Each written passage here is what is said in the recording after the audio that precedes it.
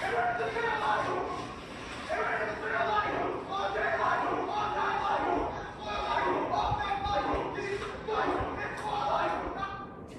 guys, Ms. Maxwell here, and today we're going to finish our topic on variability and how we can find variability using different methods. So before we learn how to use absolute deviation to find variability, we also use mean absolute deviation as well. And today we're going to learn about interquartile range and how we can use that to determine variability. And we're going to use a box plot to help us do that. So right here, for our example, we still I'm speaking with Ann and her math scores. And we are showing right here is a picture of a dot plot. So these dots represent the scores for Ann's math score. So the first step to using interquartile range is we have to break apart this dot plot in order for us to get the variables that we need. So step one.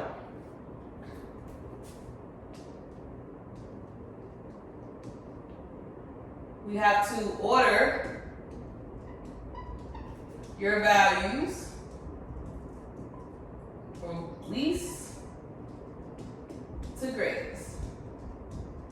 And you know, before when we were doing box plots, the first step that we had to do was order our numbers from least to greatest, and that's no different here. So we're doing the same exact thing. So we have 78. If you look at it, it's already in order from least to greatest. It's just that we have to put these in order according to the dots. So I only have one dot at 78, so that means I only have one 78. But there's 3 dots at 79, so that means I have 3 79. So 78, 79, 79, 79, 1 dot at 80, 1 dot at 81, 2 dots at 82, and then we have no dots at 83, and then we have 1 dot at 84. That is our very first step, is to put all your numbers in order from least to greatest, and you have to represent each dot when you separate these numbers, all right? So I have 78, 79, 79, 79, and so on. So each one of these numbers represents a dot on that dot plot. My second step, I need to find the median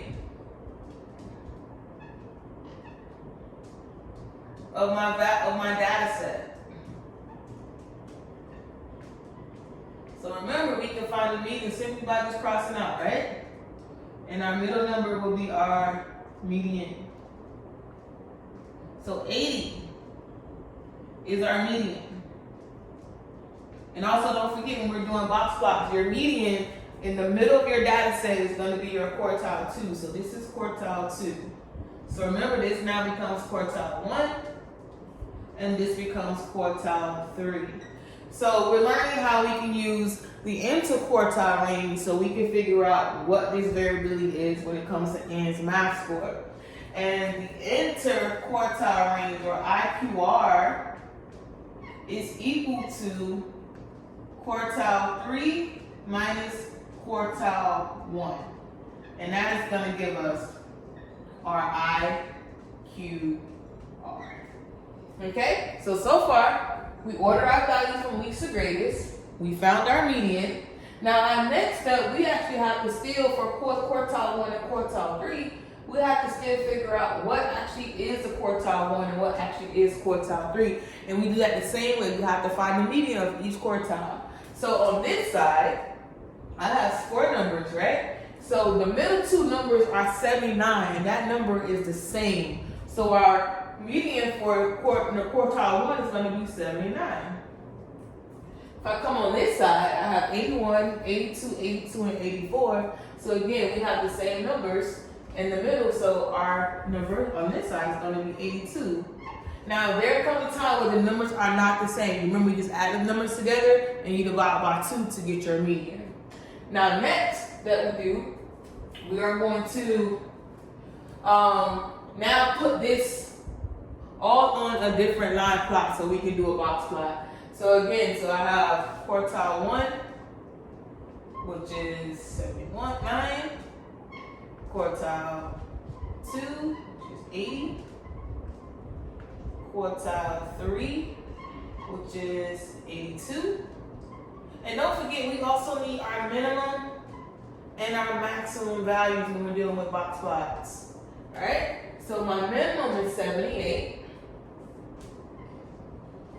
And my maximum is 84. So these are all coming into play from what we learned earlier. So let's go ahead and figure out how we can use a box plot to find our IQR. So here we go. We're gonna go ahead and draw our new line. We're gonna have our same numbers, so we have 78, 79, 80, 81, 82, 83, and 84. Okay? So I'm gonna start in the middle. I always start in the middle because there's my quartile 2. That is the center of everything. So quartile 2 is in the middle. So I'm gonna put a line right here. Okay? Next, I put another line at quartile 1, which is 79. And then I put another one at quartile 3, which is 82. Okay, and this is now our box plot.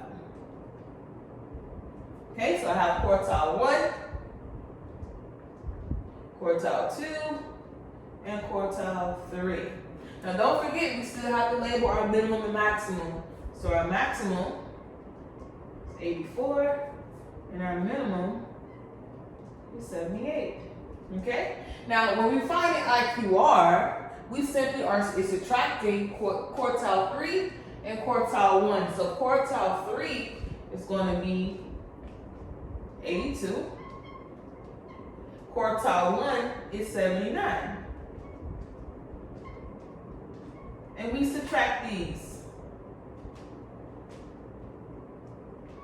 So we know 82 minus 79 is 3. So when it comes to Ann, her quiz scores varied by 3 points each time. So anytime she took a test, over half of her answers were within 3 points. So this is how you use IQR to determine variability. So for today's assignment, I am going to give you a dot plot, and it's going to be your job to find the IQR by using a box plot to determine what your IQR is. So again, step 1, order your values from least to greatest. Step 2, find your median of the data set. Step 3, find the median of quartile 1 and quartile 3. Once you get all that information, you should be able to complete your box plot and then subtract or find the difference of quartile 3 and quartile 1, and that will be your IQR. So we'll go over this again tomorrow, and then we'll make another flip grid on Thursday to show me exactly how you do that.